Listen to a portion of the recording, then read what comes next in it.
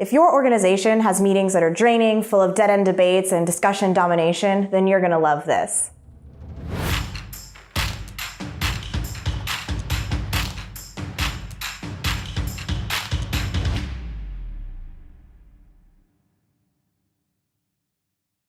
Hi, I'm Gina, the team manager at Zilla, and these are my top 5 tips for facilitating meetings like a boss. Tip number 1, know your role as facilitator. Facilitation is part art and part science. The best facilitators have the right amount of energy, insight, focus, charisma, and a little bit of humor. Their goal is to help steer the conversation while also speaking the least, giving the team the opportunity to share and apply their own critical thinking skills and specialized knowledge. Tip number 2 is know your objective. A facilitator should set, communicate, and keep the meeting's agenda. In the beginning of the meeting, state the objective or the needed outcome, or write it somewhere that the team can all see so that your goal stays top of mind in case anyone gets sidetracked from the objective.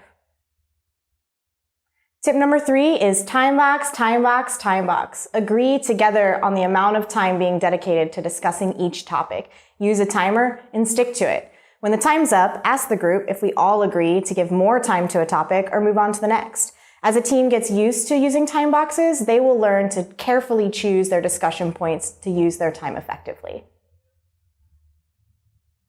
Tip number 4 is beware the rabbit hole.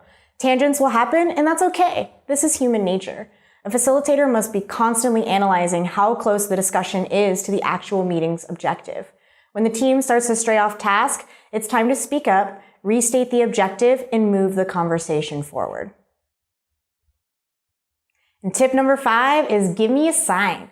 One conversation at a time is such a common meeting expectation for any organization, but one of the hardest to manage. Signaling is one of the most valuable methods for ensuring everyone has the opportunity to speak and keep the conversation naturally flowing.